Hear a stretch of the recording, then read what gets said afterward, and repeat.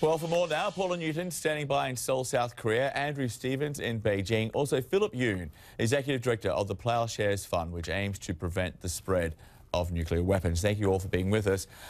Shortly after that missile test, the US Defense Secretary gave this assessment. Listen to this.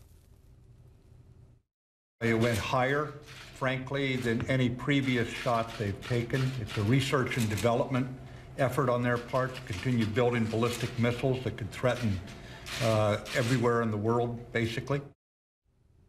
So, Paula, to you, what else have officials learned in the past few hours? Well, in the words of the North Koreans, this is a super heavy, large warhead. What does that mean? They call this a success because, as we were just saying, it has gone further into the air and has been in the air far longer than their other rocket. This is called the Hwasong 15. It has many more menacing capabilities than the 14. You know, the key here for North Korea was the fact that they state now they can hit anywhere in the U.S. mainland, and clearly that was their focus. What this also means, though, is that the pace of their nuclear program here has really sped up to the point that no one could have predicted, and that by next year, John, this means, and North Korea keeps touting this, that they could have completed their nuclear program. What does that mean? That they could put a nuclear-tipped warhead on one of those missiles and essentially strike anywhere in the world. With that in mind, Philip Yoon, the North Koreans have told CNN the world should prepare for a 7th nuclear test, possibly a test of an above-ground hydrogen bomb.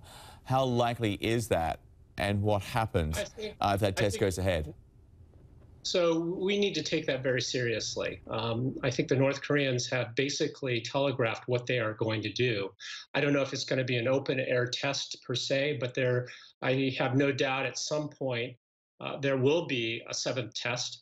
It will be their decision. It's purely a political decision. I'm sure there are preparations that they can do it at some point, and it will be for them what is the most opportune time, both from an internal perspective, in terms of the relationships and pushing that they're trying to do vis-a-vis China, the United States, Japan, and South Korea, and militarily. So I have no doubt. Let me just also say, the thing about this particular missile test, we don't know what the payload size is.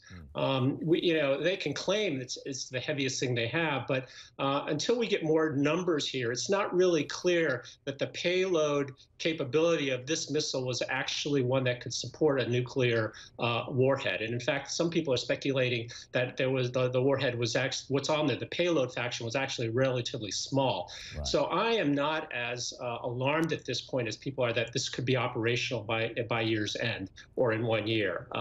But the basic fact is if North Korea is given enough time and we continue the policies that we have, there's no doubt that North Korea will have that capability at some point and soon. We heard from a very muted Donald Trump in his response to this. There was no bluster, no insults. He also said there was no change in strategy. This is what he said. Listen. Nothing changed. Nothing changed. We have a very serious approach, and nothing changed. We take it very seriously. So, Philip, given that sanctions and name-calling and threats of nuclear war have done nothing to slow North Korea down, why would the U.S. continue down this road? Well, that's something that we've been talking about, you and I, John, for the last couple of years. Every single time there's a nuclear test or a missile test like this, we still have this conversation. The fact that sanctions, pressure, strategic patience hasn't worked. And if you look at the record historically, if we're trying to stop provocative behavior, if you look at the 25-year history of negotiations and between North Korea, the United States, South Korea, there's a tendency for a correlation. It's not causation, but a correlation between if there are high-level negotiations that are going on between South Korea, North Korea, and the United States, or among those pair, that the provocations stop. The provocations become less.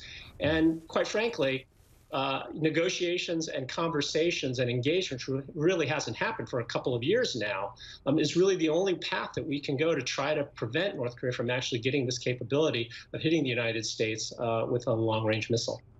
Yeah, and part of the strategy from the Trump administration has been to try and push Beijing to do more on the diplomatic front. It seems many, especially in Washington, are losing faith in that approach. So, Andrew, to you in Beijing, what is the communist government there doing? Has it done everything it can or just everything it's prepared to do? Well, the bottom line is, John, that it hasn't done everything it could do. But this is Beijing's dilemma.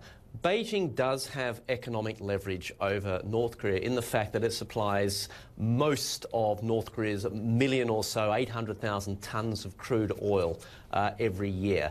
But if it cut that supply off, it would destabilise North Korea to the point, most experts say, where you would have a chaos. Which is something, a red line for China. So they're not prepared to go down that path. So yes, they've got the power. No, they're not prepared to use it because it will lead to an unacceptable resolution. What I thought was interesting about Lindsey Graham's line was also that the President of the United States has chosen, or is choosing, homeland security over regional conflict.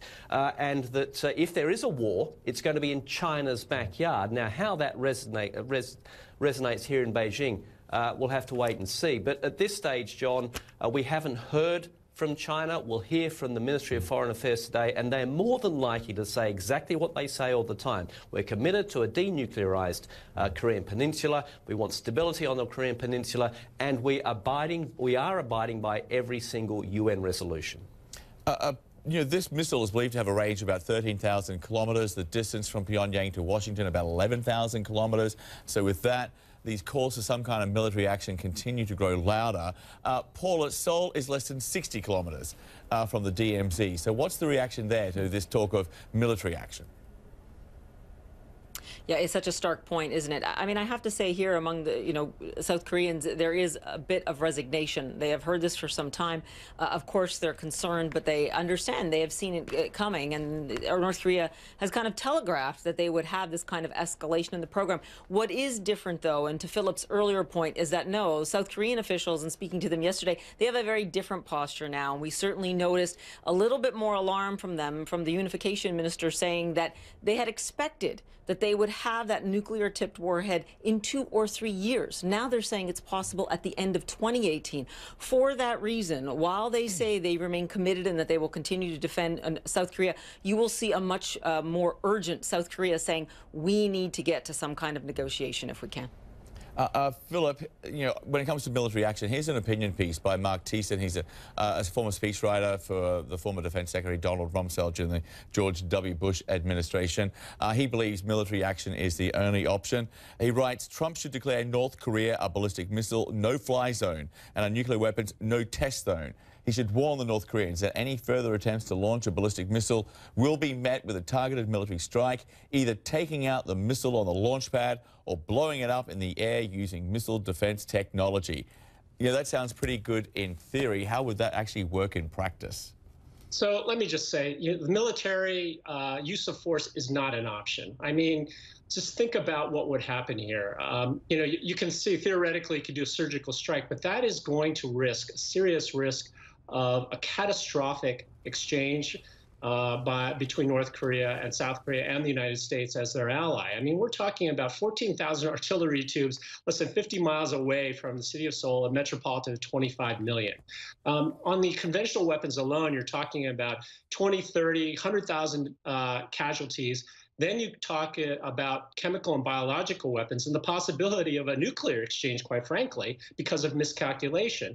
And not only that, it's not going to end. Just think about if North Korea has 25 or 30 nuclear weapons, and maybe in the next 2 or 3 years has 75 or 50, that material has to be secured. And for us to find that material, we're going to have to commit ground forces to North Korea to find that. And so for us to 100% find something the size of a softball, 100 of those scattered throughout North Korea, is probably not a high probability. And the chances are one of those things are going to get out of North Korea. And if that's the case, we will have a nuclear explosion someplace in the United States, in Western Europe, or somewhere in the Middle East. This is what the ramifications are, and that's why the use of force is not an option. And this is part of the issue here that we have to very much push against, that this is something that is a viable option. It's not. Yeah. Absolutely. Philip, as always, thank you so much. Also, Paula Newton there in Seoul, Andrew Stevens also in Beijing. Thanks to you all. Appreciate it.